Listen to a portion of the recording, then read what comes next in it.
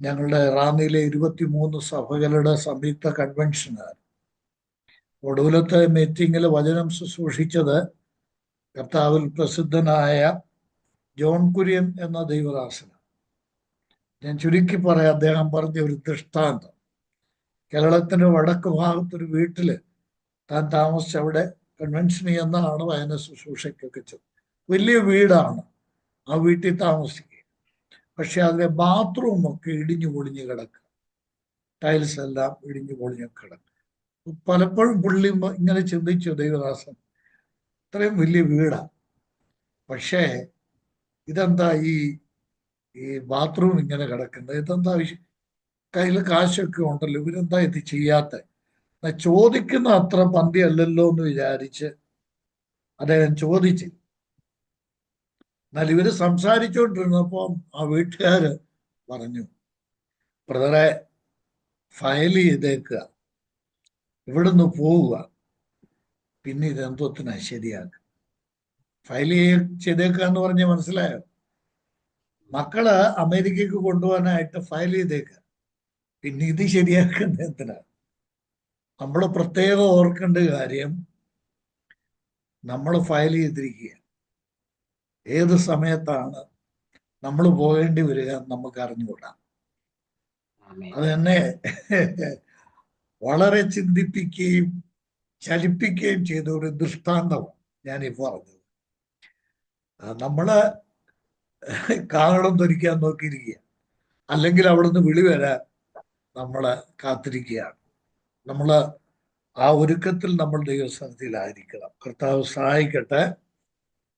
ഞാൻ ആ കുടുംബത്തോടുള്ള ആ ദുഃഖത്തിൽ പങ്കുചേർന്നുകൊണ്ട് നമ്മുടെ എല്ലാവരുടെ ആശ്വാസത്തിന് ഞാൻ ഇത്രയും വാക്കുകൾ ഓർമ്മിപ്പിച്ചതാണ്. കർത്താവ് സഹായിക്കട്ടെ. പൊതുജനനത്തെക്കുറിച്ചാണ് യോഹന്നാന്റെ സുവിശേഷം 3-ാം അധ്യായത്തിൽ നിന്ന് നിക്കോദെമാസുമായിട്ടുള്ള നമ്മുടെ കർത്താവിന്റെ സംഭാഷണത്തിൽ നമ്മൾ ഇപ്പോൾ പഠിച്ചുകൊണ്ടിരിക്കുന്നത്. അതിപ്രധാനമായ ചില ആത്മീയ സത്യങ്ങളാണ് നമ്മൾ കഴിഞ്ഞ ദിവസങ്ങളിൽ കണ്ടത്. ഞാന് ഈ വിഷയം സംബന്ധിച്ച് ദൈവവചനത്തിലെ ചില പൊതുവേദഭാഗങ്ങൾ, പ്രധാനപ്പെട്ട ചില പൊതുവേദഭാഗങ്ങൾ ഞാൻ പറയാം. അതൊന്ന് എഴുതിയിടുകയും നിങ്ങൾ ഈ വിഷയം പഠിക്കുമ്പോൾ ആ വാക്യങ്ങളെല്ലാം ഒന്ന് റെഫർ ചെയ്യുകയും ചെയ്യുന്നത് വളരെ പ്രയോജനകരമായിരിക്കും. എനിക്ക് വളരെ സഹായകരമായിരുന്നത് കൊണ്ടാണ് ഞാനത് പ്രത്യേകം ഓർമ്മിപ്പിക്കുന്നത്. യോഹന്നാന്റെ സുവിശേഷം 3-ാം അധ്യായത്തിന്റെ 1 മുതൽ 16 വരെയുള്ള വചനങ്ങളാണ് വീണ്ടും ജനനത്തിന്റെ അടിസ്ഥാന പ്രമാണം. അത് നമ്മുടെ കർത്താവ് നിക്കോദെമാസുമായിട്ട് സംസാരിച്ചത് സർവ്വലോകത്തോടും കൂടെയുള്ള വിളംബരമാണ്. You must be born again, നീ വീണ്ടും ജനിക്കണം. ഇനി അതിനോട് ചേർത്ത് എഴുതേണ്ട റെഫറൻസസ് ഞാനൊന്ന് പറയാം, വേദഭാഗങ്ങൾ. യോഹന്നാന്റെ സുവിശേഷം 1-ാം അധ്യായത്തിന്റെ 12-ഉം 13-ഉം വാക്യങ്ങൾ. യോഹന്നാൻ സുവിശേഷം തന്നെ 1-ാം അധ്യായം 12-ഉം 13-ഉം വാക്യങ്ങൾ. എഴുതിയെന്ന് വിചാരിക്കുന്നു. തീത്തോസ് 3-ന്റെ 5-ാം വാക്യം. പൗലോസ് തീത്തോസിന് എഴുതിയ ലേഖനം 3-ാം അധ്യായത്തിന്റെ 5-ാം വാക്യം. യാക്കോബ് 1-ന്റെ 18-ാം വാക്യം. ഇവിടെ എല്ലാം വീണ്ടും ജനനത്തിന്റെ ഓരോ അടിസ്ഥാന പ്രമാണങ്ങൾ അവിടെ എല്ലാം ഉണ്ട്. ഇനി 1 പത്രോസ് 1-ാം അധ്യായത്തിന്റെ 3 മുതൽ 5 വരെയുള്ള വാക്യങ്ങൾ. പത്രോസിന്റെ 1-ാം ലേഖനം 1-ാം അധ്യായം 3 മുതൽ 5 വരെയുള്ള വാക്യങ്ങൾ. അതേ അധ്യായം തന്നെ, 1-ാം അധ്യായം, 1 പത്രോസ് 1-ാം അധ്യായം 23-ാം വാക്യം. എല്ലാവർക്കും മനപ്പാടം അറിയാമായിരിക്കും. 1-ാം അധ്യായത്തിന്റെ 23-ാമത്തെ വാക്യം. ഇനി അടുത്ത ഞാൻ പറയുന്ന വാക്യങ്ങളെല്ലാം യോഹന്നാന്റെ 1-ാം ലേഖനത്തിൽ നിന്ന്. യോഹന്നാന്റെ 1-ാം ലേഖനം, 1 യോഹന്നാൻ 2:29, 3:9,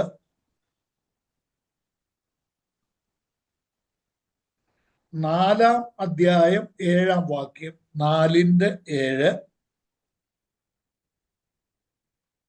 5-ാം അധ്യായം 1-ാം വാക്യം, 5:1, 5:4, 5:18, 5:4, 18.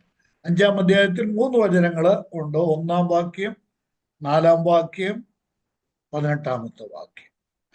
ഇവിടെ യോഹന്നാന്റെ ലേഖനത്തിൽ ഉപയോഗിച്ചിരിക്കുന്ന പ്രയോഗം വളരെ ശ്രദ്ധിക്കേണ്ട ഒരു പ്രയോഗമാണ്. ദൈവത്തിൽ നിന്ന് ജനിച്ചിരിക്കുന്നവൻ എന്നാണ് വീണ്ടും ജന്മത്തിന് അവിടെ ഉപയോഗിച്ചിരിക്കുന്ന പ്രയോഗം.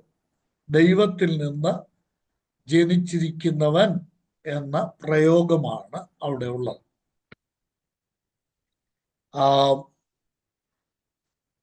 നമ്മൾക്ക്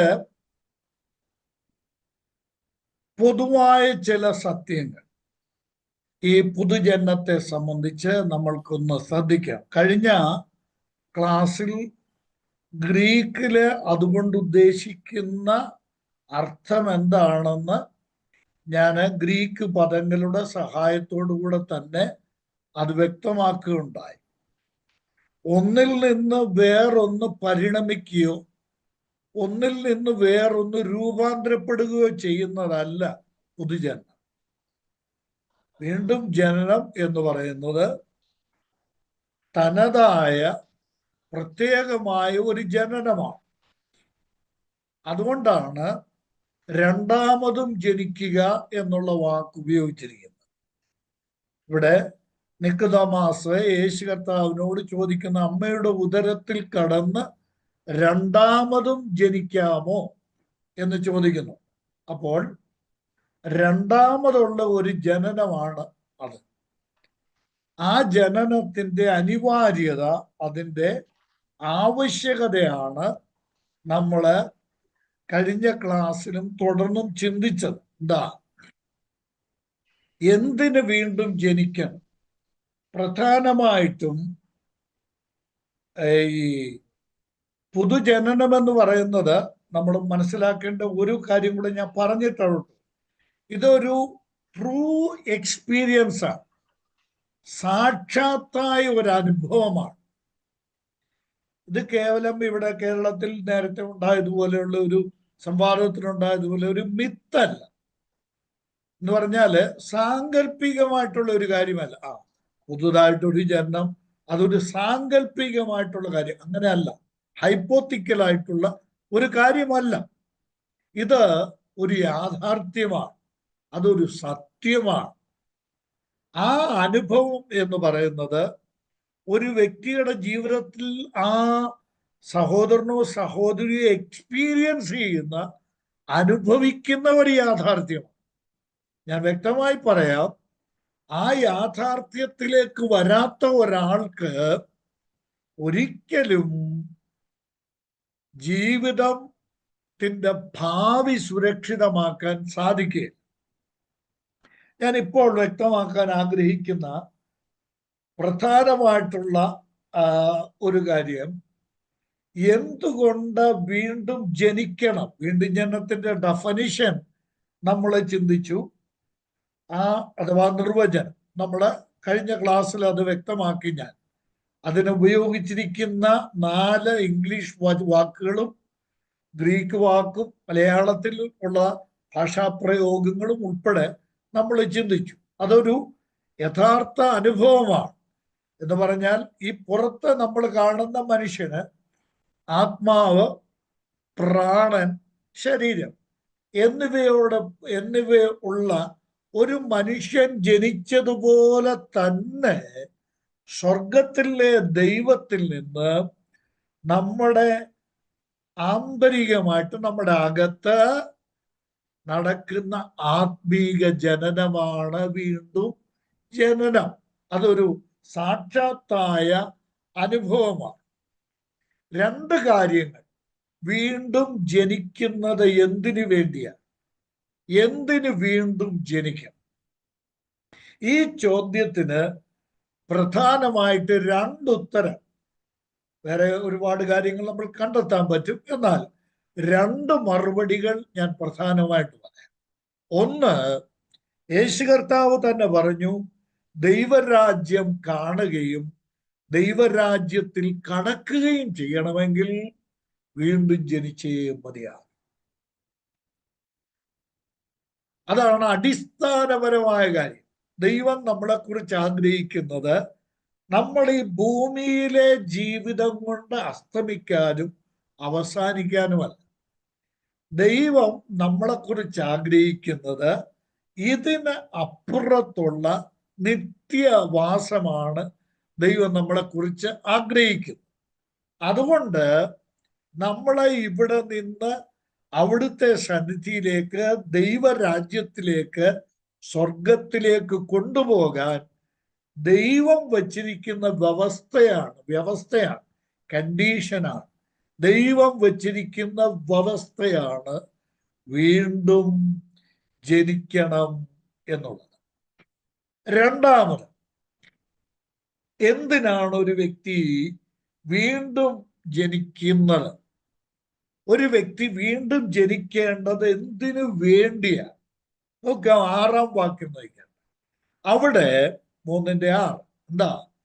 ജഡത്താൽ ജനിച്ചത് ജഡമാണ്. പ്രിയ സഹോദരങ്ങളെ, മനുഷ്യന് അമ്മയുടെ ഉദരത്തിൽ നിന്നെന്നുള്ളത് പോട്ടെ, അമ്മയുടെ ഉദരത്തിൽ ജനിക്കുമ്പോൾ, അമ്മയുടെ ഉദരത്തിൽ നിന്ന് പിന്നീടാണ്. ആദ്യം അമ്മയുടെ ഉദരത്തിലാണ് ജനിക്കുന്നത്. അമ്മയുടെ ഉദരത്തിൽ ജനിക്കുമ്പോൾ മനുഷ്യൻ ജഡമാണ്. കണ്ടോ വാക്ക്? ജഡത്താൽ ജനിച്ചത് ജഡമാകുന്നു. ഞാൻ ഇതോട് ചേർത്ത് 51-ാം സങ്കീർത്തനം 5-ാം വാക്യം ഇതിനോട് ചേർത്ത് വെച്ച്, 51-ാം സങ്കീർത്തനം 5-ാം വാക്യം ദാവീദിന്റെ അനുതാപ പ്രാർത്ഥനയിൽ താൻ ഒരു വലിയ യാഥാർത്ഥ്യം, ആന്ത്രോപോളജി, നരവംശാസ്ത്രം, മനുഷ്യശാസ്ത്രത്തോട് ബന്ധപ്പെടുത്തി താൻ പറയുന്നുണ്ട്. എന്താ? ഇതാ ഞാൻ അകൃത്യത്തിൽ ഉരുവായി, ഞാൻ പാപത്തിൽ അകൃത്യത്തിൽ ഉരുവായി, പാപത്തിൽ എന്റെ അമ്മ എന്നെ ഗർഭം ധരിച്ചു. അപ്പോൾ ഈ അമ്മയുടെ ഉദരത്തിൽ പിറന്നയാൾ ആരാണ്? യേശുക്രിസ്തു. ഇവിടെ നിക്കോദെമോസിനോട് പറഞ്ഞു ജഡത്താൽ ജനിച്ച ജഡം. എന്നാൽ ദാവീദ് പറയുന്നത് എന്താണെന്നറിയാമോ? ഞാൻ അകൃത്യത്തിൽ ഉരുവായി, ഞാൻ പാപത്തിൽ എൻ്റെ അമ്മ എന്നെ ഗർഭം ധരിച്ചു. അപ്പോൾ മനുഷ്യൻ പാപിയാണ്, ജന്മന അവൻ പാപിയാണ്. നമ്മുടെ കർത്താവിന്റെ ഭാഷയിൽ പറഞ്ഞാൽ അവൻ ജഡമാണ്, ജഡത്താൽ ജനിച്ച ജഡമാണ്. വളരെ ശ്രദ്ധിക്കണേ, ഇന്നത്തെ ക്ലാസ് വളരെ ശ്രദ്ധിക്കണം. കാര്യം ഇവിടെയാണ് നമ്മുടെ ഭാവിയെല്ലാം കുടികൊള്ളുന്നത്, ഈ വിഷയത്തില്. അപ്പോൾ മനുഷ്യൻ ജഡമാണ്, മനുഷ്യൻ പാപിയാണ്. പാപി എന്നുള്ളതിന് മറ്റൊരു വാക്കാണ് ജഡത്താൽ ജനിച്ച, ജഡം എന്നുള്ള വാക്ക്. ഈ ജഡത്തിൽ അഥവാ ജഡം ആയതുകൊണ്ട് നമുക്കൊരു ഭാഗത്തേക്ക് പെട്ടെന്നൊന്ന് പോകാം. റോമർക്കെഴുതിയ ലേഖനം 8-ാം അധ്യായത്തിലേക്ക്. റോമാലേഖനം 8-ാം അധ്യായം. ഇതിനോട് ചേർത്ത് പൗലോസ്ലീഹ വ്യക്തമാക്കുന്ന ഒരു പ്രധാന പ്രമാണമാണ് ഇവിടെ കാണുന്നത്.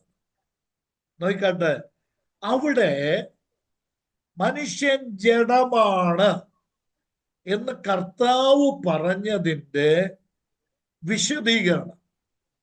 ഞാൻ ഇനി പറയുന്നത് എന്താ? മനഃശാസ്ത്രപരമായിട്ട് വളരെ പ്രാധാന്യം അർഹിക്കുന്ന കാര്യമാണ്. ഒന്ന്, മനുഷ്യന്റെ ആന്തരിക അവസ്ഥയാണ്. രണ്ട്, ആ ആന്തരിക അവസ്ഥയിൽ നിന്ന് പുറത്തേക്ക് പ്രകടമാകുന്ന ഫലങ്ങൾ. ജഡമാണെങ്കിൽ ജഡത്തിന്റെ പ്രകടനങ്ങൾ ഉണ്ടാവും. അതാണ് റോമാലേഖനത്തിൽ നമ്മൾ കാണുന്നത്. വളരെ ശ്രദ്ധയോടെ നമ്മൾ വിചിന്തനം ചെയ്യേണ്ട ഭാഗമാണ്. അവിടെ ഒരർത്ഥത്തിൽ പൗലോസ്ലീഹ പറയുന്നത് നമ്മള് പുറകോട്ട്, നാടൻ ഭാഷ പറഞ്ഞാല് നമ്മൾ ഉപയോഗിക്കുന്ന വാക്കുകളിൽ ഒന്ന് പഠനത്തിനും മനസ്സിലാക്കാനും വേണ്ടി റിവേഴ്സ് ഗിയറിലാണ് ഇത് മനസ്സിലാക്കുക. നമുക്കിപ്പോ അതൊന്ന് വായിച്ചു പോകാം. 4 മുതൽ 11 വരെയുള്ള വാക്യങ്ങളാണ്. റോമാലേഖനം 8-ാം അധ്യായത്തിന്റെ 4 മുതൽ 11 വരെയുള്ള വാക്യങ്ങളാണ്. അധികമാരും ശ്രദ്ധിക്കാത്ത ഒരു ഭാഗമാണിത്. വളരെ ഒന്ന് ജാഗ്രതയോടെ, അതിശ്രദ്ധയോടെ നമ്മൾ ആ ഭാഗം ഒന്ന് നോക്കുക. 4-ാം വാക്യത്തിൽ പറയുന്നു, ജഡത്തെ അനുസരിച്ച് നടക്കുക. ജഡത്തെ അനുസരിച്ച് നടക്കുക. യേശുക്രിസ്തു പറഞ്ഞ എന്താ? അൺമ്യൂട്ട് ചെയ്ത് പറയാമെങ്കിൽ പറഞ്ഞു. യേശുക്രിസ്തു പറഞ്ഞ എന്താ? മനുഷ്യൻ ജഡത്താൽ ജനിച്ച ജഡമാണ്. ജഡത്താൽ ജനിച്ച ജഡമായതുകൊണ്ട് അതിന്റെ പ്രകടനം എന്താ? അതിന്റെ പ്രകടനം എന്താ? നടപ്പിൽ വെളിപ്പെടുകയാണ്. എന്ത്? ജഡത്തിന്റെ സ്വഭാവം, അഥവാ ജഡത്തെ അനുസരിച്ചുള്ള നടപ്പ്. ഞാനിത് പിന്നാലെ വചനത്തിന്റെ അകമ്പടിയോടെ ഞാനത് വ്യക്തമാക്കാൻ ശ്രമിക്കാം. ഇനി നോക്കുക, 5-ാം വാക്യം നോക്കിയേ. ജഡസ്വഭാവം. ഒന്ന്, ജഡത്തെ അനുസരിച്ച് നടക്കുക. രണ്ടാമത് പറയുന്നത് എന്താണെന്നറിയാമോ? ജഡ സ്വഭാവം. ജഡത്തിന്റെ സ്വഭാവം. ജഡത്താൽ ജനിച്ച ജഡമായതുകൊണ്ട് ജഡത്തെ അനുസരിച്ച് നടക്കും. ജഡത്തെ അനുസരിച്ച് നടക്കുന്നതിന്റെ കാരണം ജന്മനാ മനുഷ്യന് കിട്ടിയിരിക്കുന്നത് ജഡസ്വഭാവം. ഇനി 6-ാം വാക്യം നോക്കിയേ. സ്വഭാവം മാറുകയാണ്. എന്തായിട്ട് മാറി? 6-ാം വാക്യം, ജഡത്തിന്റെ ചിന്ത. മരണം. ജഡത്തിന്റെ ചിന്ത. കേട്ടോ? ഇതെല്ലാം കൂടെ ചേർത്ത് അങ്ങോട്ട് വെക്കണം. ഞാന് ഈ ഇംഗ്ലീഷ് ബൈബിളില് 5-ാം വാക്യം പറഞ്ഞിരിക്കുന്നത് കാർണലി മൈൻഡഡ് എന്ന്. ജഡ മനസ്സെന്നാണ് പറഞ്ഞിരിക്കുന്നത്. ജഡത്തിന്റെ മനസ്സ്. ഇനി നമുക്ക് ഈ ഭാഗം ഞാൻ പറഞ്ഞല്ലോ, താഴോട്ട് വായിക്കാതെ ഇത് നമുക്ക് റിവേഴ്സ് ഗിയറിൽ ഒന്ന് ചിന്തിച്ചു നോക്കാം. നോക്കിക്കേ, ആദ്യം എന്താ യേശു കർത്താവ് പറഞ്ഞത്? എഴുതിക്കൊള്ളുക. കർത്താവ് പറഞ്ഞ ആദ്യം അങ്ങ് എഴുതുക. എന്താ? മനുഷ്യൻ ആരാണ്? ജഡത്താൽ ജനിച്ച ജഡമാണ്. 2, ജഡത്താൽ ജനിച്ച ജഡമായതുകൊണ്ട് അവന്റെ മനസ്സ് എങ്ങനെയുള്ള മനസ്സാണ്? ജഡമനസ്സാണ്. ജഡത്തോട് ബന്ധപ്പെട്ട മനസ്സാണ്. റോമാലേഖനത്തിന് ക്ലാസ് എടുത്തപ്പോൾ ഞാൻ ഇതിന്റെ സൂചന നൽകി. ഇപ്പോ നമ്മുടെ TV, ഇപ്പൊ ടെലിവിഷൻ ആണല്ലോ. ഇപ്പൊ പെട്ടെന്ന് പറയാം, ടെലിവിഷനിൽ നമ്മള് ഒരു പ്രോഗ്രാം കാണും. ഇപ്പൊ വിചാരിക്കുക മനോരമയുടെ, മാതൃഭൂമിയുടെ ന്യൂസ് ചാനലാണെന്ന് വരും. ആ പ്രോഗ്രാം മാതൃഭൂമിയുടെ ന്യൂസ് ചാനൽ എന്ന് വിചാരിച്ചു. ആ പ്രോഗ്രാം കാണണമെങ്കിൽ എന്ത് ചെയ്യണം? 1 + 1 = 2 + 1 = 3 + 1 = 4 + 1 = 6 + 1 = 12 + 1 = 24 + 1 = 48 + 1 = 52 + 1 = 49 + 1 = 51 + 1 = 49. നമ്മുടെ ടെലിവിഷനിൽ ആ ചാനലുമായിട്ട് എന്ത് ചെയ്യണം? ട്യൂൺ ചെയ്തു വെക്കണം. നമ്മുടെ റിമോട്ട് ഉപയോഗിച്ച് ആ ചാനൽ ഓപ്പൺ ചെയ്തെങ്കിൽ മാത്രമേ നമുക്ക് എന്ത് കാണാൻ പറ്റുള്ളൂ? മാതൃഭൂമി ചാനലിലെ വാർത്ത കാണാൻ പറ്റുള്ളൂ. ഇതേ കാര്യം തന്നെയാണ്. മനസ്സെന്താ? മനുഷ്യനാരാണ്? ജഡമാണ്. ഈ ജഡത്തെ എങ്ങോട്ടാ? ഈ മനസ്സ് എങ്ങോട്ട് ചേർത്ത് വെച്ചിരിക്കുക? ജഡവുമായിട്ട് ചേർത്ത് വെച്ചിരിക്കുക, ജഡവുമായിട്ട് ട്യൂൺ ചെയ്ത് വെച്ചിരിക്കുക. കേട്ടോ? ജഡവുമായിട്ട് മനസ്സിനെ, ജഡത്താൽ ജനിച്ച ജഡവുമായി നമ്മുടെ മനസ്സിനെ, അത് ജന്മന ഉള്ളതാ, മനുഷ്യന്റെ മനസ്സിനെ ടോൺ ചെയ്തു വച്ചിരിക്കുന്നത് കൊണ്ട് ചിന്തിക്കുന്നത് മൊത്തം ജഡത്തോട് ബന്ധപ്പെട്ട കാര്യമാണ്. മനസ്സിന്റെ ഉൽപ്പന്നമാണ് എന്ത്? ചിന്ത. ഇനിയും അടുത്ത് പറഞ്ഞിരിക്കുന്നത് എന്താണെന്നറിയാമോ? മനസ്സ്, പിന്നെ ചിന്ത. അടുത്ത് പറഞ്ഞേക്കുന്നത് എന്താ? സ്വഭാവം, ജഡ സ്വഭാവം. ഒടുവിൽ പറയുന്നതാണ് എന്ത്? നടപ്പ്. 4-ാം വാക്യം, ജഡത്തെ അനുസരിച്ച് നടക്കുക. സഹോദരങ്ങളെ, ഞാൻ ഈ പറയുന്ന ക്രമത്തിൽ നിങ്ങൾ ആ വാക്ക് മാത്രം എടുത്തിട്ട് താഴോട്ട് ആരോ കൊടുത്താൽ മതി. ജഡം. മനുഷ്യനാരാ? ജഡത്താൽ ജനിച്ച ജഡം. ഇനി അടുത്ത ആരാ?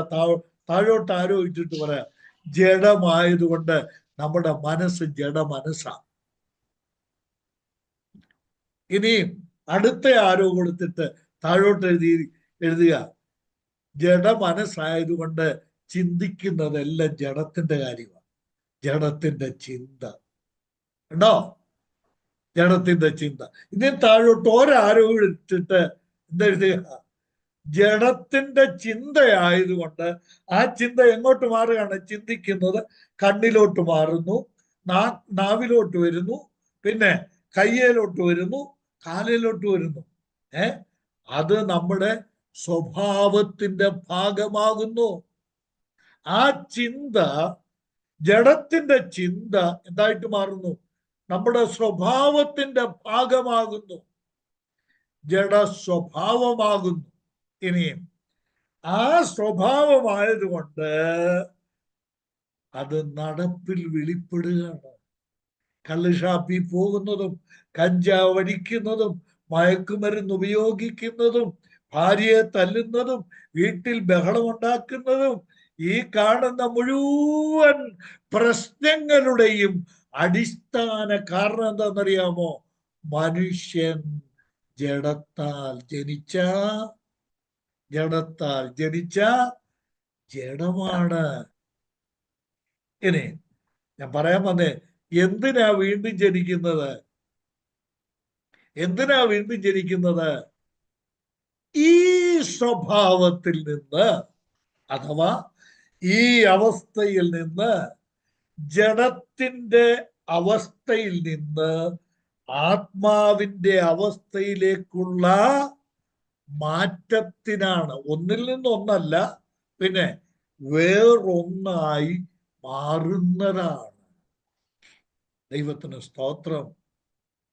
പുതുജനനം എന്ന് പറയുന്നത് നമ്മുടെ ജീവിതം സമൂലമായ പരിവർത്തനത്തിന് വിധേയമാകണമെങ്കിൽ വീണ്ടും ജനിക്കേണ്ടത് അനിവാര്യമാണ്. ഞാന് ഈ ജഡത്തിന്റെ പ്രവർത്തികൾ പ്രകടമാകുന്നത് എങ്ങനെയാണ് ഒരു വാക്യമൊന്ന് പെട്ടെന്ന് നോക്കിയിട്ട് നമ്മൾക്ക് വിഷയത്തിലേക്ക്, എന്ന് പറഞ്ഞാൽ നമ്മുടെ പഠനത്തിലേക്ക് മടങ്ങി വരാം.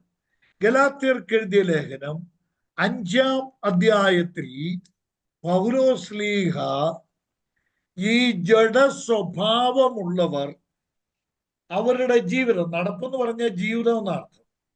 ജഡത്തെ അനുസരിച്ച് നടക്കുക എന്ന് പറഞ്ഞാൽ എന്താ? ജഡത്തെ അനുസരിച്ച് ജീവിക്കുക. ആ ജഡത്തെ അനുസരിച്ച് നടക്കുമ്പോൾ, ജീവിക്കുമ്പോൾ വെളിപ്പെടുന്ന കാര്യങ്ങൾ എന്തൊക്കെയാണ്?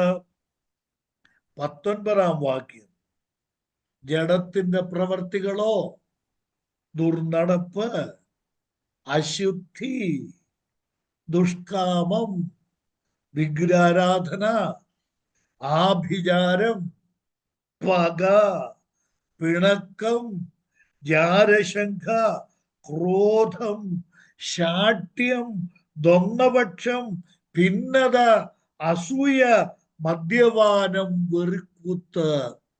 കണ്ടോ? കണ്ടോ? ഇതിന്റെ കാരണം എന്താ? ഇതിന്റെ കാരണം എന്താ? മനുഷ്യൻ ജഡത്താൽ ജനിച്ച ജഡമായതുകൊണ്ടാണ്. ഈ ജഡത്താൽ ജനിച്ച ജഡമായിരിക്കുന്നിടത്തോളം കാലം ഈ ഭൂമിയിൽ, ഈ ലോകത്ത്, ഈ ഭൂപ്പരപ്പിൽ സ്വസ്ഥത ഉണ്ടാവില്ല, സമാധാനം ഉണ്ടാവില്ല.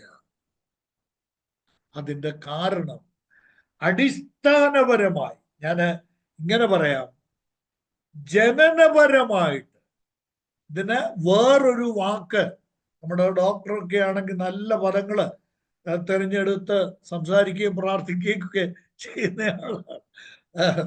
അതിന് വേറൊരു വാക്ക് പറഞ്ഞ നൈസർഗികമായി, ജന്മനാ മനുഷ്യൻ ജഡമാണ്. ലോകത്തോട് യേശു കർത്താവ് വിളിച്ചു പറഞ്ഞു, സകല മനുഷ്യരും എന്ന് പറഞ്ഞാൽ, ഞാനിവിടെ നിക്കോദമാസിനോടുള്ള സംഭാഷണത്തിൽ കർത്താവ് പറഞ്ഞാണല്ലോ ഇത്, നിക്കോദമാസേ, നീ ഇസ്രായേലിലെ ഏറ്റവും വലിയ പരമഭക്തനാ, നീ നല്ല ഉപദേശിയാ, നീ അവരെ പഠിപ്പിക്കുന്നയാളാ. പക്ഷെ നീ ആരാണെന്നറിയാമോ? നീ വീണ്ടും ജനിച്ചിട്ടില്ല, നീ ജഡത്താൽ ജനിച്ച ജഡമാണ്. ഏത് പരമഭക്തൻ ഇത് സമയത്ത് ഈ ജഡം രംഗത്ത് വരും, അത് പ്രകടമാകും. ഇതിൽ നിന്നും മാറ്റം നമ്മളെ ഒരു എന്താ ഉപരിതലത്തിലുള്ള ഒരു മാറ്റം, അതല്ല വീണ്ടും ജനനം എന്ന് പറയുന്നത്. വളരെ ശ്രദ്ധിക്കണം. എൻ്റെ ഈ ക്ലാസ് കേൾക്കുന്ന, നമ്മുടെ ഈ ക്ലാസ്സിൽ ഇപ്പൊ സംബന്ധിക്കുന്നവരും തുടർന്ന് യൂട്യൂബിൽ ഈ കാര്യങ്ങൾ കേൾക്കുകയോ മറ്റ് ഏതെങ്കിലും വിധത്തിൽ ഈ സത്യങ്ങൾ ഗ്രഹിക്കുകയോ ചെയ്യുന്ന ആളുകൾ മനസ്സിലാക്കേണ്ട ഒരു പ്രധാന കാര്യം, ഇത് രണ്ടും രണ്ടാണ്. ഈ ജഡവും ആത്മാവും രണ്ടും രണ്ടാണ്. അത് കർത്താവ് പറഞ്ഞ വാക്ക് നോക്കണം, 3:6, ജഡത്താൽ ജനിച്ചത് ജഡമാണ്. അതാണ് നമ്മുടെ ബേസിക്കലി നമ്മൾ ജന്മന നമ്മൾ ജഡമാണ്. എന്നാൽ അതവിടെ ഉണ്ട്. എന്നാൽ ഇപ്പുറത്ത് നമ്മിൽ വേറൊന്ന് ഉണ്ടാകുകയാണ്, രണ്ടാമതൊന്ന് ഉണ്ടാകുകയാണ്. ഒരു വ്യക്തി 17-ാമത്തെ വയസ്സിലാണ്, 20-ാമത്തെ വയസ്സിലാണ് രക്ഷിക്കപ്പെടുന്നതെങ്കിൽ, 25-ാമത്തെ വയസ്സിലാണ് രക്ഷിക്കപ്പെടുന്നതെങ്കിൽ, ആ 25-ാമത്തെ വയസ്സിൽ, 17-ാമത്തെ വയസ്സിൽ, 20-ാമത്തെ വയസ്സിൽ വേറൊരു സൃഷ്ടി, മറ്റേതിൻ്റെ ഒരു രൂപാന്തരമല്ല, അത് വേറൊന്നാണ്. ഈ അനുഭവം എന്ന് പറയുന്നത് വേറൊന്നാണ്. ഒന്ന് ജഡവും മറ്റേത് ആത്മാവുമാണ്. എൻ്റെ സഹോദര, പ്രിയ സഹോദരി, വളരെ വിനയത്തോട് ഞാൻ ചോദിക്കുകയാണ്, ഈ അനുഭവം ഉണ്ടായിട്ടുണ്ടോ?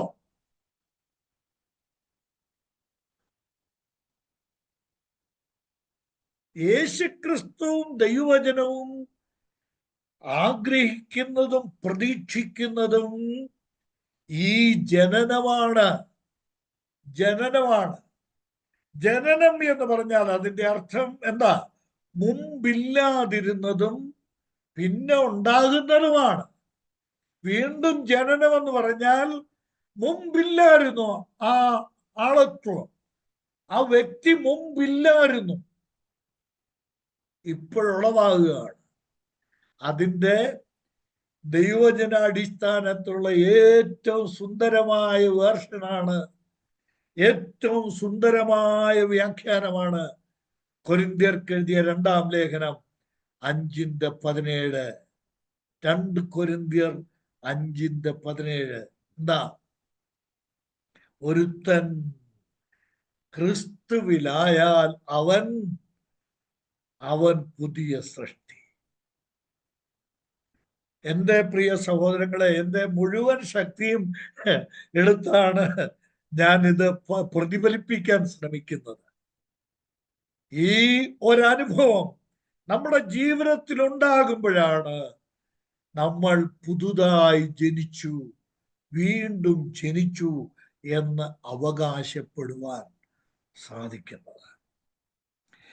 ഈ സൃഷ്ടിപരമായി തന്നെ രണ്ടും 2 ആളത്വങ്ങളാണ്, 2 വ്യക്തിത്വങ്ങളാണ്. ഇത് കൃത്യമായിട്ട് മനസ്സിലാക്കാൻ നമ്മൾക്ക് സാധിക്കേണ്ടത് അനിവാര്യമാണ്. എന്നാൽ ഈ വീണ്ടും പുതുജനനം നടക്കുമ്പോൾ നമുക്കറിയാമല്ലോ, ഒരു ജനനം നടക്കുമ്പോൾ അവിടെ ഒരു ജീവൻ ഉൽപ്പാദിപ്പിക്കപ്പെടുക, ഒരു ജീവൻ കരു പിടിപ്പിക്കപ്പെടുക. എൻ്റെ അമ്മയുടെ ഗർഭാശയത്തിൽ ഞാൻ ഉരുവാക്കപ്പെട്ട ദ ഫസ്റ്റ് മോമെന്റ്, എന്താ അതിൻ്റെ ആദ്യത്തെ മോമെന്റ് എന്ന് പറയുന്നത് ജീവൻ അവിടെ ഉൽപ്പാദിപ്പിക്കപ്പെടുക. പുതുജനനത്തിലും സംഭവിക്കുന്നത് അതാണ്. ഒരു ജീവൻ പുതിയതായി ഉൽപ്പാദിപ്പിക്കപ്പെടുകയാണ്, ഉണ്ടാകുകയാണ്, ആരംഭിക്കുകയാണ്. ആ പുതുജനനമാണ് ഒരു വ്യക്തിക്ക് ഭാവി ജീവിതത്തിന് അനിവാര്യമായ, നിത്യജീവിതത്തിന് അനിവാര്യമായ അവസ്ഥാന്തരം പ്രദാനം ചെയ്യുന്നത്. ഇവിടെ ഈ പുതുജനനം സംഭവിക്കുമ്പോൾ ഞാൻ എങ്ങനെ അതിന്റെ ക്രമം ഒന്ന് പറയാം കേട്ടോ. 1, 2, 3 എന്ന് അതിന്റെ ക്രമം കഴിവതും ഞാനൊന്ന് വ്യക്തമാക്കാം. 1, നമ്മളെ പുതുതായി ജനിക്കുമ്പോൾ, വീണ്ടും ജനിക്കുമ്പോൾ, ഇൻ ദാറ്റ് വെരി മോമെന്റ് നമ്മൾ ആ ജനിക്കുന്ന അതേ സമയത്ത് തന്നെ, ഞാൻ അതൊന്ന് താരതമ്യം പറയാം, ജനിക്കുന്ന അതേ സമയത്ത് തന്നെ ഒരു വ്യക്തി ലോകത്തിലേക്കാണ് അവൻ ജനിക്കുന്നത്, അല്ലേ? നമ്മൾ ജനിച്ചത് ഈ ലോകത്തിലേക്കാണ്. അങ്ങനെയാണെങ്കിൽ വീണ്ടും ജനിച്ച ഒരാൾ എങ്ങോട്ടാ ജനിക്കുന്നത്? ദൈവത്തിന്റെ രാജ്യത്തിലേക്കാ ജനിക്കുന്നത്. പറന്നു വീഴുന്നത് തന്നെ എവിടെയാ? ദൈവരാജ്യത്തിലാണ്. അവിടുന്ന് അടിച്ചിറക്കാനും ആട്ടിയിറക്കാനും ദൂതന്മാര് ശ്രമിച്ചാൽ ഇനി നടക്കത്തില്ല കേട്ടോ. ഇതാണ് നമ്മുടെ സെക്യൂരിറ്റി, ഇതാണ് നമ്മുടെ ഭദ്രത. നമ്മൾ എങ്ങോട്ടാ ജനിച്ചു വീണത്? സ്തോത്രം. ഇതൊക്കെ ചിന്തിക്കുന്നതാണ് നമ്മുടെ അകത്തു നിന്ന് ദൈവത്തെ ആരാധന ഇങ്ങനെ ഉണ്ടാകണം. നമ്മൾ പിറന്നു വീണത് ഒരു പുതിയ രാജ്യത്താണ്. ഈ ഭൂമി എന്നാൽ ഈ അന്തരീക്ഷത്തിലേക്ക്, ഈ ലോകത്തിലേക്ക് നമ്മൾ നമ്മുടെ അമ്മയുടെ ഉദരത്തിൽ നിന്ന് പിറന്നു വീണെങ്കിൽ പുതുതായി ദൈവത്തിൽ നിന്ന് വെള്ളത്താലും ആത്മാവിനാലും, ദൈവത്തിന് സ്തോത്രം, ദൈവത്തിന്റെ വചനത്താൽ ഞാനും നിങ്ങളും ജനിച്ചപ്പോൾ നമ്മൾ പിറന്നു വീണത് ഒരു പുതിയ രാജ്യത്തിലാണ്. ആ രാജ്യത്തിന്റെ പേരാണ് ദൈവരാജ്യം.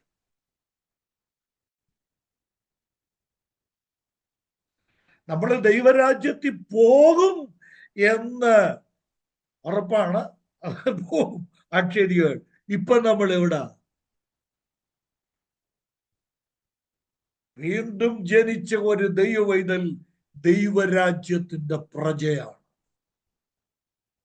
അതാ കർത്താവ് പറഞ്ഞത്, നിക്രമാസേ, ജഡത്താൽ ജനിച്ച ജഡമായ നീ പുതുതായി ജനിക്കുമ്പോൾ എന്റെ രാജ്യത്തിലേക്ക് നീ പിറന്നു വീഴുകയാണ്, നീ ജനിക്കുകയാണ്. എന്റെ സഹോദരങ്ങളെ, ഞാൻ പറയട്ടെ, അനേകർ ദൈവവചനം കേൾക്കുകയും കേൾപ്പിക്കുകയും പഠിക്കുകയും പഠിപ്പിക്കുകയും ഒക്കെ ചെയ്യുന്നുണ്ട്. എന്നാൽ ഈ മഹത്തായ യാഥാർത്ഥ്യം എത്ര പേർക്ക് മനസ്സിലായിട്ടുണ്ടെന്നുള്ളതാണ് അതിപ്രധാനമായ ഒരു വിഷയം. സ്തോത്രം. നമ്മുടെ കർത്താവ് പറഞ്ഞ ആ വചനം നമുക്കൊന്ന് ഹൃദയത്തിൽ നിന്ന് പറഞ്ഞ് ദൈവത്തെ മഹത്വപ്പെടുത്താം. നിങ്ങൾ കാണുന്നതിനെ കാണുവാനും നിങ്ങൾ കേൾക്കുന്നതിനെ കേൾക്കുവാനും ഏറിയ പ്രവാചകന്മാരും രാജാക്കന്മാരും ആഗ്രഹിച്ചു, എങ്കിലും അവർക്ക് സാധിച്ചില്ല. ദൈവത്തിന് സ്തോത്രം. നമ്മൾക്ക് അതിന് ഭാഗ്യമുണ്ടായി. ജ്ഞാനികൾക്കും വിവേകികൾക്കും മറിച്ച് ശിശുക്കളായ നമ്മൾക്ക് കർത്താവിന് വെളിപ്പെടുത്തിയത് കൊണ്ട് ദൈവത്തിന് സ്തോത്രം ചെയ്യുവാനാണ് ഈ അവസരം നമ്മൾ വിനിയോഗിക്കേണ്ടത്. നമ്മുടെ സ്വാഭാവിക ജനനം കൊണ്ട്, ത്രൂ അവർ നാച്ചുറൽ ബർത്ത്, നമ്മുടെ സ്വാഭാവിക ജനനം കൊണ്ട് V entered into this world, നമ്മൾ ഈ ലോകത്തിലേക്ക് പ്രവേശിച്ചു. മനസ്സിലായല്ലോ? ഈ ലോകത്തിലേക്ക് നമ്മൾ പ്രവേശിച്ചത് നമ്മുടെ സ്വാഭാവിക ജനനം കൊണ്ടാണ്. എന്നാൽ only through the new birth we become the citizen of the heaven. സ്വർഗത്തിന്റെ പൗരനായി തീരുന്നത് എപ്പോഴാണ്? പുതിയ ജനനത്തിലൂടെയാണ്.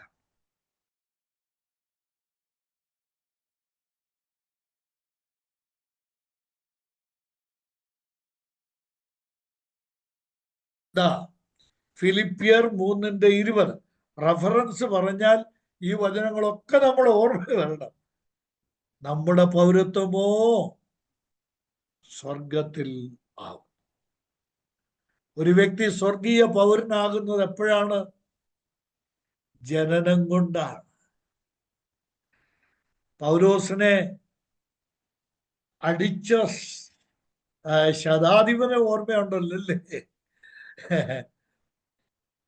ഞാൻ റോമാ പൗരനായിരിക്കെ എന്നെ വിചാരണ കൂടാതെ അടിക്കുന്നു എന്ന് പൗലോസ് ചോദിച്ചു. ഉടനെ ആ ശതാധിപൻ പറഞ്ഞ വാക്കെന്താണെന്നറിയാമോ? ഞാൻ ഏറിയ മുതൽ കൊടുത്ത ഇത് സമ്പാദിച്ചത്. എന്നാൽ നീ റോമാ പൗരനായി ജനിച്ചവനാണ്. വ്യത്യാസം മനസ്സിലായോ? കാശ് കൊടുത്ത് പൗരനാകുന്നതും ജന്മനാ പൗരനാകുന്നതും രണ്ടും രണ്ടാണ്. സ്വർഗത്തിന്റെ പൗരനായി തീരാൻ പുതുജനനം അനിവാര്യമാണ്. ഒന്നാമത് നമ്മൾ ദൈവത്തിന്റെ രാജ്യത്തിന്റെ അവകാശികളായി തീർന്നു എന്നുള്ളതാണ്. കൊരിന്ത്യർക്ക് എഴുതിയ 1-ാം ലേഖനം 6-ാം അധ്യായത്തിന്റെ 9-10 വാക്യങ്ങൾ ഈ വലിയ സത്യം വ്യക്തമാക്കുന്നതാണ്. പ്രത്യേകിച്ചും ഇപ്പോൾ എന്നെ കേൾക്കുന്ന സഹോദരങ്ങൾ ഈ വചനം വായിക്കുമ്പോൾ നമ്മുടെ ജീവിതത്തെ ഒന്ന് കണ്ടിട്ട് ദൈവത്തിന് സ്തോത്രം ചെയ്യാൻ അവസരം വിനിയോഗിക്കുന്നത് നന്നായിരിക്കും. 1 കൊരിന്ത്യർ 6-ാം അധ്യായത്തിന്റെ 9-10 വാക്യങ്ങൾ. അന്യായം ചെയ്യുന്നവരാരും എന്ത് ചെയ്യല? ദൈവരാജ്യം അവകാശമാക്കിയില്ല എന്നറിയുന്നില്ലയോ? നിങ്ങളെ തന്നെ വഞ്ചിക്കാതിരിക്കുവിൻ. ദുർനടപ്പുകാർ, വിഗ്രഹാരാധികൾ, വ്യഭിചാരികൾ, സ്വയഭോഗികൾ, പുരുഷകാമികൾ, കള്ളന്മാർ, അത്യാഗ്രഹികൾ, മദ്യപന്മാർ, വാവിഷ്ഠാണക്കാർ, പിടിച്ചുപറിക്കാർ എന്നിവർ ദൈവരാജ്യം അവകാശമാക്കുകയില്ല. നിർത്തരുത്. അടുത്ത വാക്യം കൂടെ ഞാൻ 9 10 പറഞ്ഞുള്ളൂ. 11 കൂടെ. എന്താ? നിങ്ങളും ചിലർ ഈ വകക്കാർ ആയിരുന്നു എങ്കിലും നിങ്ങൾ കർത്താവായ യേശുക്രിസ്തുവിന്റെ നാമത്തിലും നമ്മുടെ ദൈവത്തിന്റെ ആത്മാവിനാലും നിങ്ങളെ തന്നെ കഴുകി ശുദ്ധീകരണവും നീതീകരണവും പ്രാപിച്ചിരിക്കുന്നു. നിങ്ങൾ ദൈവരാജ്യത്തിന്റെ പ്രജകളാണ്. ഒരു കൂട്ടർ ദൈവരാജ്യം അവകാശമാക്കിയത്. എന്നാൽ ആരാണ് ദൈവരാജ്യം അവകാശമാക്കുന്നത്? വീണ്ടും ജനിച്ചവർ, പുതു ജനനം പ്രാപിച്ചവർ. അവിടെ ആ വാക്ക് അനേക ദൈവദാസന്മാര് ആ വചനം ഉദ്ധരിച്ച് കണ്ണീരോടെ ദൈവത്തെ മഹത്വപ്പെടുത്തുന്നത് ഞാൻ നേരിൽ കണ്ടിട്ടുണ്ട്. ഏതെന്നറിയാമോ? നിങ്ങളും ചിലർ ഈ വകക്കാരായിരുന്നു. അവിടെ എഴുതിയിരിക്കുന്ന ആ വചനം. നമ്മളും ഈ പട്ടികയിൽ പെടുന്നവരായിരുന്നു. എന്നാൽ ദൈവത്തിന്റെ മഹാകൃപയാണ് നമ്മൾക്ക് ദൈവരാജ്യത്തിലേക്ക് ജനിക്കുവാൻ ദൈവം ഭാഗ്യം നൽകി. ഇനിയും ഒന്ന്, നമ്മൾ ദൈവരാജ്യത്തിന്റെ പ്രജകളായി വീണ്ടും ജനനം.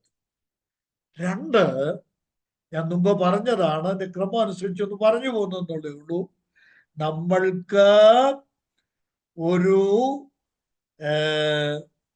പുതിയ ജീവൻ, റിസീവ്ഡ് എ ന്യൂ ലൈഫ്, ഒരു പുതിയ ജീവൻ നമ്മൾക്ക് ലഭിച്ചു. ഞാൻ ഇതൊക്കെ വിശദീകരിക്കാൻ നിന്നാൽ ഈ ക്ലാസ് ഉണ്ടല്ലോ എങ്ങ് നിർത്താൻ പറ്റിയല്ല. ഈ ജീവന്റെ ഒരു പുതിയ ജീവൻ എന്ന് പറഞ്ഞാൽ ഈ നമ്മൾക്ക് ഈ ലോകത്തിലേക്ക് പിറന്നു വീഴാൻ കിട്ടിയ ജീവൻ കൊണ്ട് എത്ര കാലം ജീവിക്കാൻ പറ്റും? ഏറിയാൽ എത്ര കാലം? ഈയിടയ്ക്ക് ഞാൻ ഒരു ബ്രദറാണ്ട് സമൂഹത്തിൽപ്പെട്ട ഒരാള് 110 വയസ്സിൽ മരിച്ചതായിട്ട് വാർത്ത വരികയുണ്ട്. 110 വരെ ജീവിക്കുക എന്ന് പറഞ്ഞാൽ അത്ഭുതങ്ങളുടെ അത്ഭുതം. എന്റെ പൊന്നെ, അത്രയൊന്നും ജീവിക്കാൻ തമ്പുരാൻ എനിക്ക് അനുവാദം തരാതിരിക്കട്ടെ. അത്രയൊക്കെ ജീവിച്ച് ഞാനും മറ്റുള്ളവരും എന്നെ കൊണ്ട് വിഷമിക്കാൻ ഇടയാകും. ഇതൊക്കെ എന്ന് പറഞ്ഞാൽ ഒരു വലിയ ആയുസ. എന്നാൽ പറയട്ടെ, ഈ ലോകത്തിൽ ഏറിയാൽ ഇത്രയൊക്കെ ജീവിക്കാൻ പറ്റുള്ളൂ. എന്നാൽ ആത്മാവിനാൽ ജനിച്ച ആത്മജീവൻ അസ്തമിക്കാത്ത ജീവനാണ്. Everlasting life, eternal life, നിത്യ ജീവനാണ്. സ്തോത്രം. ഞാൻ ഇങ്ങനെ പറയാം, ഇത് രണ്ടും കൂടെ ഒന്ന് താരതമ്യം ചെയ്തങ്ങ് പോയാൽ മതി. ആദാമിൽ നിന്ന് നമുക്ക് കിട്ടിയ ജീവൻ കൊണ്ട് കൂടിയാൽ, ആദാം ജീവിച്ചത് 930 സംവത്സരം പറ്റാ, അല്ലേ? 930 സംവത്സരം. ആദാമിൽ നിന്ന് കിട്ടിയ ജീവൻ കൊണ്ട് കൂടിയാൽ എത്ര വർഷം ജീവിക്കാൻ പറ്റും? എന്നാൽ ദൈവത്തിന്റെ ജീവന്റെ പ്രത്യേകത അനന്ത ജീവനാണ്. സ്തോത്രം. അവസാനിക്കാത്ത ജീവനാണ്. അപ്പോൾ നമ്മൾക്ക് കിട്ടിയ ജീവൻ എന്ന് പറയുന്നത് നിത്യജീവനാണ്. ഒന്ന്, ദൈവരാജ്യത്തിൽ നമ്മൾ അതിന്റെ പ്രജകളായി ദൈവരാജ്യത്തിലേക്ക് ജനിച്ചു. 2, അനന്തമായ ജീവൻ. സ്തോത്രം. നിത്യജീവൻ സ്വർഗത്തിലെ ദൈവം നമ്മൾക്ക് തന്നിരിക്കും. ഇതിന്റെ വിലയും മഹത്വം ഒക്കെ ഇപ്പൊ ഈ വാക്കുകൊണ്ട് പറഞ്ഞ് എങ്ങനെ ഫലിപ്പിക്കാൻ പറ്റുമെന്ന് എനിക്ക് അറിഞ്ഞുകൂടാ. എന്നാൽ ഇത് അനുഭവിക്കാൻ പോകുന്ന യാഥാർത്ഥ്യമാണ്. വീണ്ടും ജനിച്ച ദൈവമക്കൾക്ക് ഞാനതിങ്ങനെ വേറൊരു വിധത്തിൽ പറയാം. പാപം മനുഷ്യനിൽ പ്രവേശിച്ചപ്പോൾ ആ പാപത്തോടു കൂടെ കിട്ടിയത് ഒരവകാശമാണ് മരണം എന്ന് പറയുന്നത്. കേട്ടോ? ആദാമിൽ ജനിച്ചപ്പോൾ നമ്മൾക്ക് ജനിച്ചപ്പോൾ തന്നെ കിട്ടിയ സ്വത്താണ് മരണം. സ്തോത്രം. എന്നാൽ വീണ്ടും ജനിച്ചപ്പോൾ നമ്മൾക്ക് കിട്ടിയ പരമസ്വത്താണ് നമ്മുടെ നിത്യജീവൻ.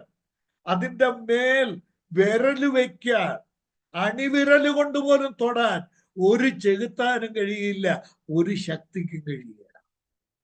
നിത്യ ജീവൻ, നിത്യജീവന്റെ പങ്കാളിയായി നമ്മൾ തീർന്നു എന്നുള്ളതാണ്. ഞാൻ റെഫറൻസസ് എല്ലാം പറയുന്നില്ല, എന്നാൽ നമുക്കറിയാവുന്ന ചിരപരിചിതമായ ഒരു ഭാഗം ഒന്ന് പറയാം. എഫേസ്യർക്ക് എഴുതിയ ലേഖനം 2-ാം അധ്യായത്തിന്റെ 1 മുതൽ 8 വരെയുള്ള വാക്യങ്ങൾ. എന്താ? 1 മുതൽ 8 വരെ. അതിക്രമങ്ങളാലും പാപങ്ങളാലും മരിച്ച നമ്മളെ, സ്തോത്രം, യേശു കർത്താവിനോടുകൂടെ ജീവിപ്പിച്ചു. തുടങ്ങുന്നത് അങ്ങനെ, ജീവിപ്പിച്ചു. ജഡസ്വഭാവത്തിനും വികാരങ്ങൾക്കും അധീനരായിരുന്ന നമ്മെ ദൈവത്തിന്റെ ആത്മാവിനാൽ നമ്മളെ അങ്ങോട്ട് രൂപാന്തരപ്പെടുത്തി, നമ്മളെ അങ്ങ് മാറ്റി. എന്നിട്ട് എന്താ ചെയ്തത്? ആ 7-ാം വാക്യമൊക്കെ നോക്കിയേ. ക്രിസ്തുവിനോടുകൂടെ ഉയർത്തെഴുന്നേൽപ്പിച്ച്, ഹല്ലേലൂയ, ദൈവത്തിന് സ്തോത്രം. ഇപ്പൊ എവിടെ ഇരുത്തിയേക്കുക? സ്വർഗത്തിലിരുത്തി. മരണം അവിടോട്ട് വരുമോ? ഇല്ല. ജോസാറെ, ഇപ്പൊ സ്വർഗത്തിലാണോ ഇരിക്കുന്നത്, കൊല്ലത്താണോ ഇരിക്കുന്നത്?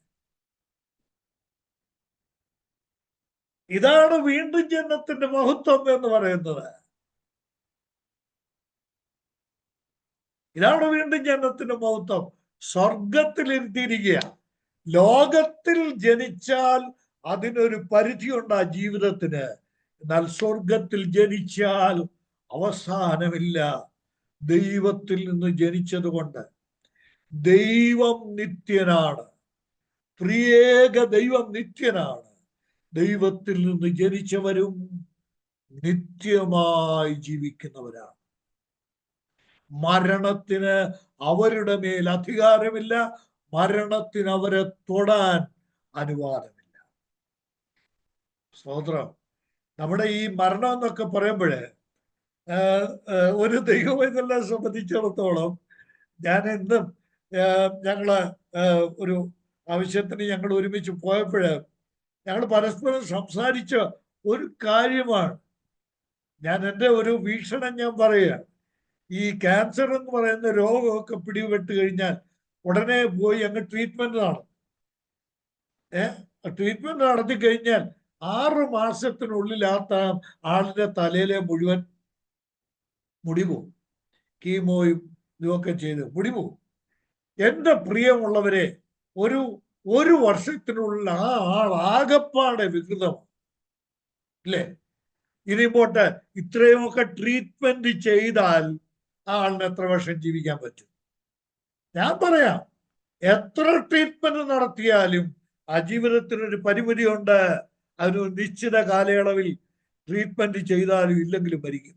എങ്കിൽ പിന്നെ ധൈര്യമായിട്ട് ഈ മുടി ഉള്ളതെങ്കിലും ഉള്ള മുടിയൊക്കെ വെച്ച് കുട്ടപ്പനായിട്ട് അങ്ങ് നടന്നാൽ പോരെ? ദൈവകരങ്ങളിലോട്ട് ഏൽപ്പിച്ചു കൊടുത്തേച്ച് അങ്ങ് ജീവിച്ചാൽ പോരെ? പോരെ?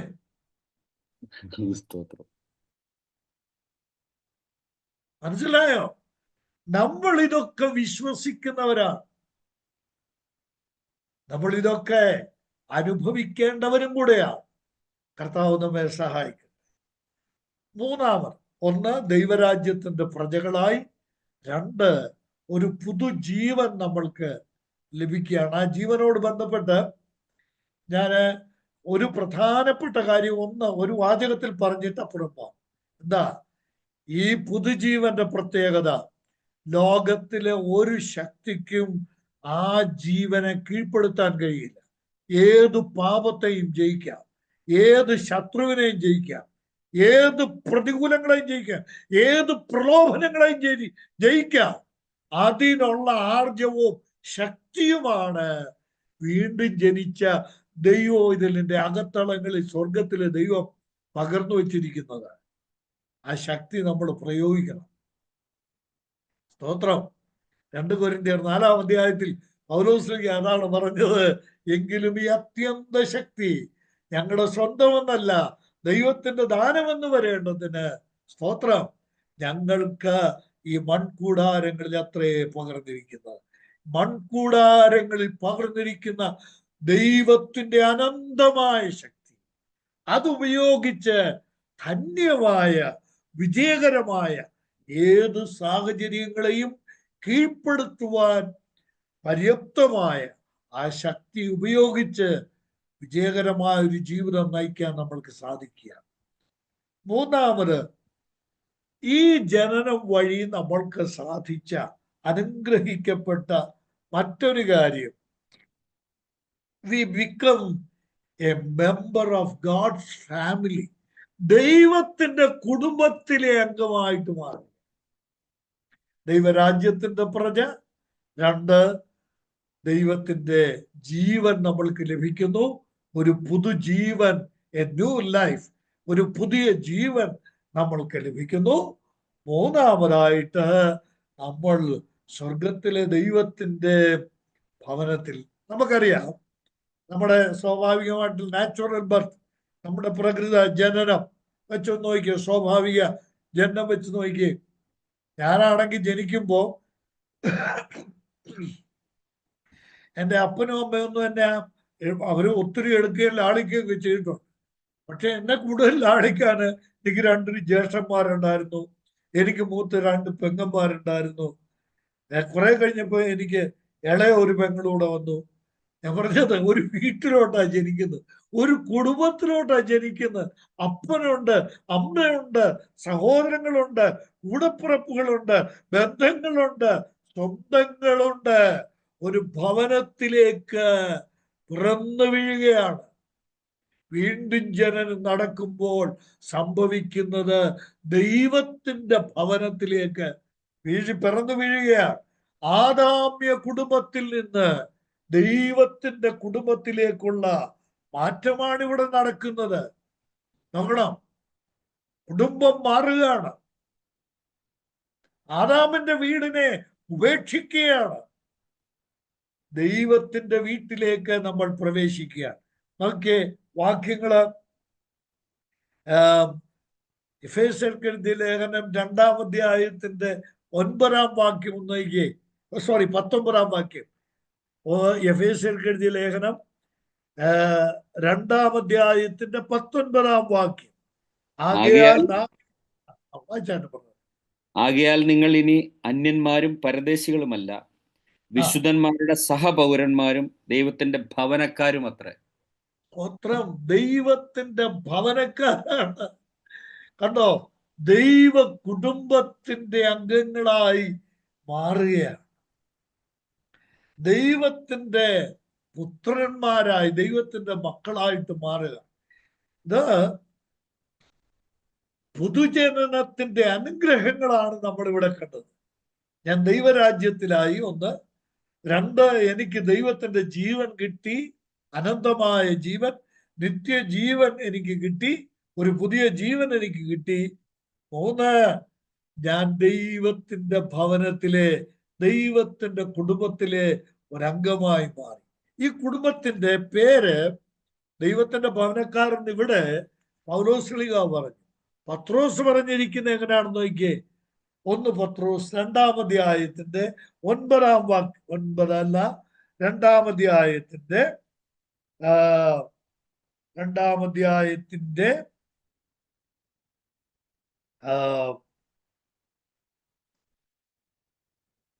5 മുതലുള്ള വാക്യങ്ങളാണ്. നിങ്ങളും ജീവനുള്ള കല്ലുകൾ എന്ന പോലെ, നിങ്ങളും ജീവനുള്ള കല്ലുകൾ എന്ന പോലെ ആത്മീക ഗൃഹമായി. ഇംഗ്ലീഷിൽ എങ്ങനെയാണെന്നറിയാമോ? Built up a spiritual house. ആത്മീക ഗൃഹം. ആത്മാവിനാൽ ജനിച്ചവരെല്ലാരും കൂടെ ചേർന്ന ഒരു കുടുംബമുണ്ട്. ആ കുടുംബത്തിന്റെ പേര് സ്പിരിച്വൽ ഹൗസ്, ആത്മീക ഗൃഹം എന്നാണ്.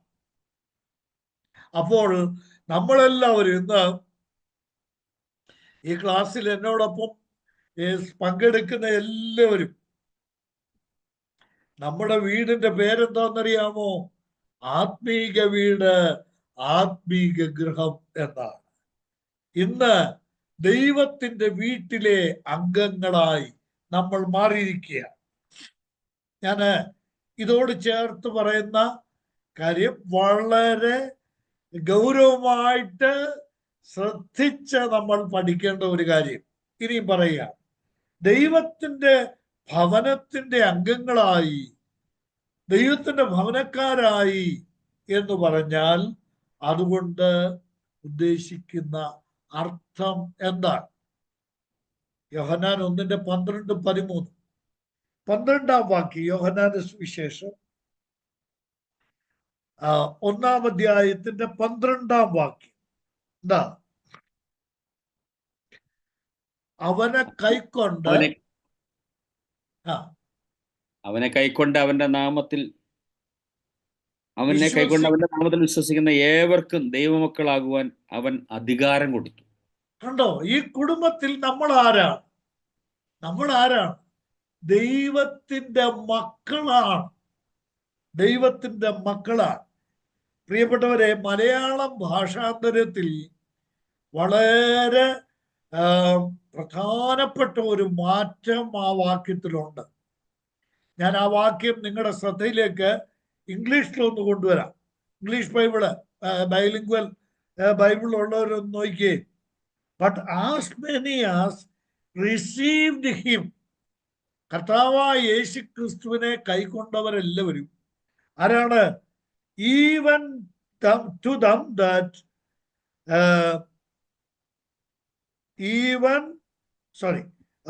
to them gave he power to become the sons of God. ഞാൻ ഒരു വട്ടം കൂടെ വായിക്കാം. But as many as received him, to them, അവർക്ക് gave the power to become the sons of God. കണ്ടോ?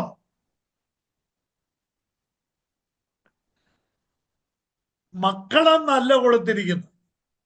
കേട്ടോ? അപ്പൊ വിചാരിക്കും ഈ മക്കളെന്നുള്ള വാക്ക് പറയുന്നുണ്ട്, എന്താ കുഴപ്പമെന്ന്. മക്കളെന്നല്ല കൊടുത്തിരിക്കുന്നത്. ദ സൺസ് ഓഫ് ഗാഡ്, ദൈവത്തിന്റെ പുത്രന്മാരാണ്. സഹോദരിമാരും ആ ഗണത്തിലാണ് വരുന്നത്. കേട്ടോ? ദൈവജനത്തിൽ എപ്പോഴും പുരുഷ ബന്ധത്തിലാണ് സ്ത്രീത്വ ഇതും പറഞ്ഞിരിക്കുന്നത്, അവരുടെ അവകാശങ്ങളും പറഞ്ഞിരിക്കുന്നത്. ദൈവത്തിന് മഹത്വം ഞാൻ ചുമ്മാതെ പറയുകയല്ല. ദൈവത്തിന് സ്തോത്രം. എന്താണെന്നറിയാം ഇതിന്റെ അർത്ഥം? ഈ മക്കളും പുത്രന്മാരും തമ്മിലുള്ള വ്യത്യാസം എന്താണ്? വലിയ വ്യത്യാസമുണ്ട് അല്ലേ? ഗലാത്യർക്കെഴുതിയ ലേഖനം 4-ാം അധ്യായത്തിൽ അതിന്റെ ആദ്യ ഭാഗത്ത് പൗലോസ്ലീഹ പറയുന്നുണ്ട്. 3-ന്റെ ഒടുവിലത്തെ ഭാഗം മുതലുണ്ട്. 4-ാം അധ്യായത്തിൽ ക്രിസ്റ്റൽ ക്ലിയർ ആയിട്ട് പറഞ്ഞിട്ടുണ്ട്. എന്താ? മക്കൾ ശിശുക്കളായിരിക്കുന്നിടത്തോളം കാലം അവര് മക്കളാ. പക്ഷേ ശിശുക്കളായിരിക്കുന്നിടത്തോളം കാലം അവർ ദാസന്മാരെക്കാൾ ഒട്ടും വിശേഷതയുള്ളവരല്ല. എന്നാൽ ഈ ശിശുക്കൾക്ക് അവകാശം കിട്ടുന്ന എപ്പോഴാണെന്നറിയാമോ? അവകാശം കിട്ടുന്നത് എപ്പോഴാ? പുത്രന്മാരാകുമ്പോഴാണ്. ഇതിന് നമ്മള് ഉപയോഗിക്കുന്ന 2 വാക്കുകളുണ്ട്, മൈനറും മേജറും. വീട്ടിൽ ജനിച്ച ചെറുക്കൻ, ഞാൻ ആ വാക്കം മനഃപൂർവ്വം അങ്ങ് ഉപയോഗിക്കുകയാണ്, ചെറുക്കൻ പുത്രനാ, മകനാ. പക്ഷേ അവൻ അപ്പന്റെ സ്വത്തിന് അവകാശിയാകുന്നത് എപ്പോഴാ? പുത്രനാകുമ്പോഴാണ്. ഞാൻ പറയട്ടെ, വീണ്ടും ജനിച്ചവർ മക്കളല്ല, പുത്രന്മാരാണ്, അവകാശികളാണ്. പഴയ നിയമ വിശുദ്ധന്മാരും പുതിയ നിയമ വിശുദ്ധന്മാരും തമ്മിലുള്ള വ്യത്യാസം ഇതാണ്. പഴയ നിയമ ഭക്തന്മാർ എല്ലാവരും ആരായിരുന്നെന്നറിയാമോ? അവർ ശിശുക്കളായിരുന്നു. ന്യായപ്രമാണത്തിന്റെ ജോലി ആ ശിശുക്കളെ പുരുഷന്മാരാക്കുകയായിരുന്നു. ന്യായപ്രമാണത്തിന്റെ കീഴിലുള്ളവർ ശിശുക്കളാണ്. എന്നാൽ വീണ്ടും ജനിച്ച ദൈവപൈതൽ ഇന്നലെയല്ല, ഇപ്പോ 1 മണിക്കൂർ മുമ്പ്, ഇപ്പോ വീണ്ടും ജനിച്ചയാളും കേവലം ഒരു മകനല്ല, കേവലം ഒരു ശിശുവല്ല, അവകാശിയായ പുത്രനാണ്.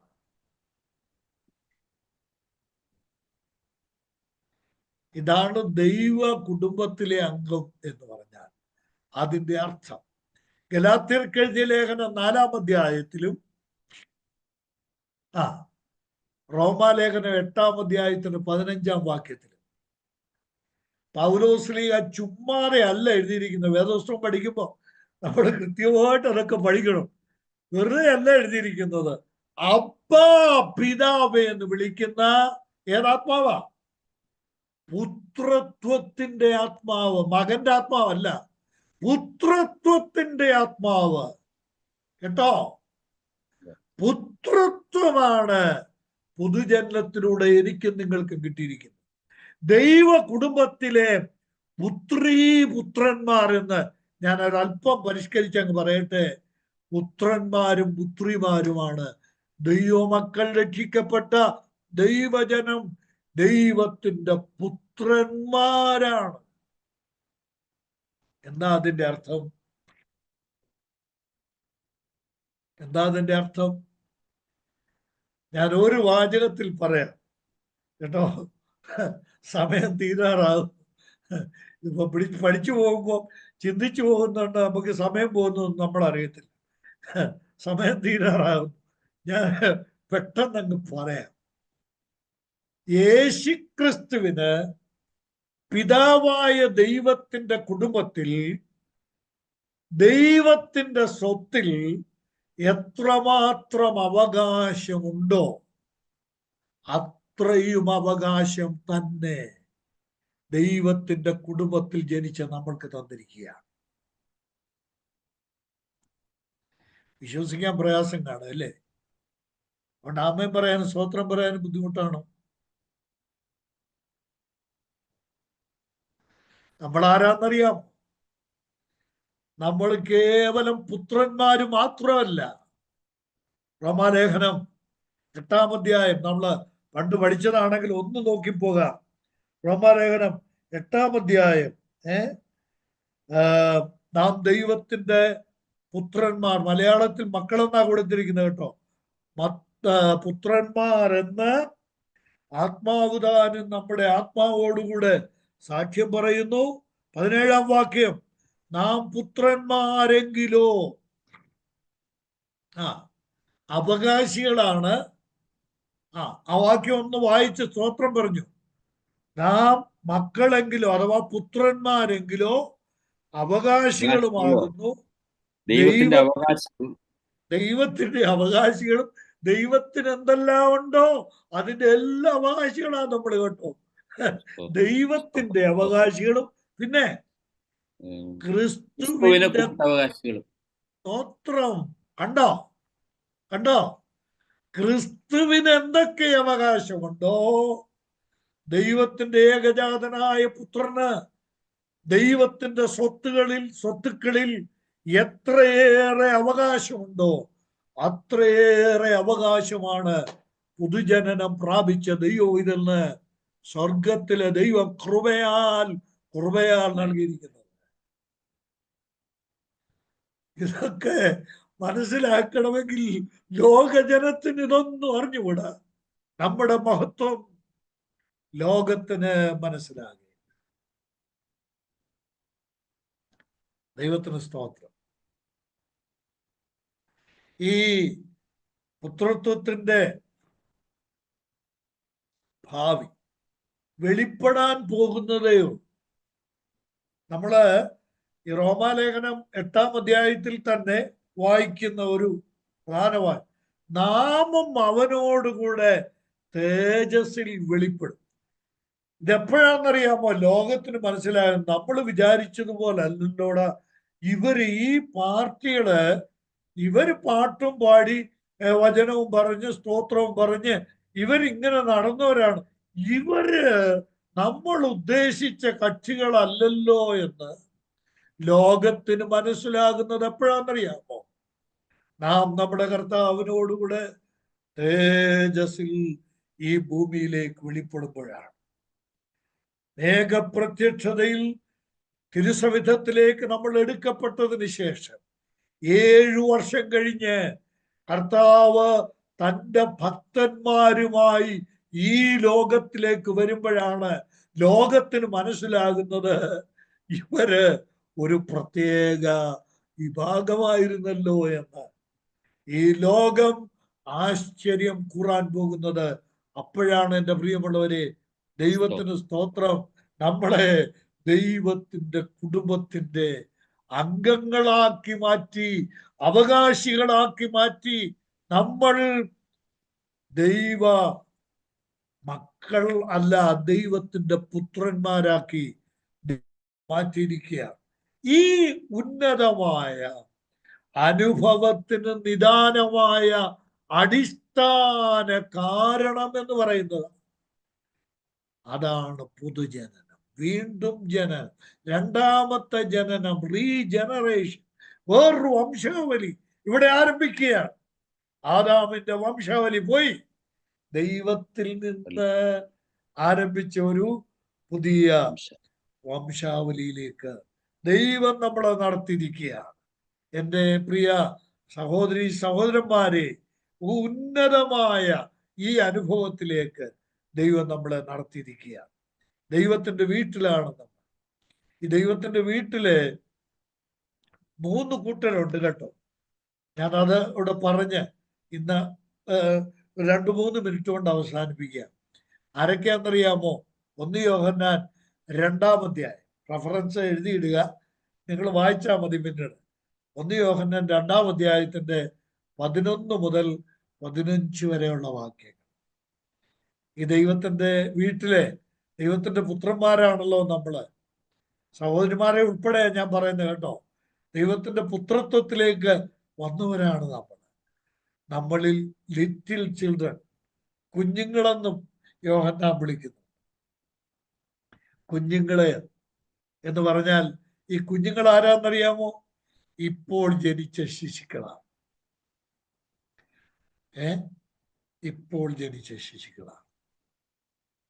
അവർ വീണ്ടും ജനിച്ചതേ ഉള്ളൂ. എന്നാൽ ആ ജനിച്ച പഴുതി പാളെ കിടക്കേണ്ടവരല്ല ദൈവത്തിന്റെ വീട്ടിലെ കുഞ്ഞുങ്ങൾ, ലിറ്റിൽ ചിൽഡ്രൻ.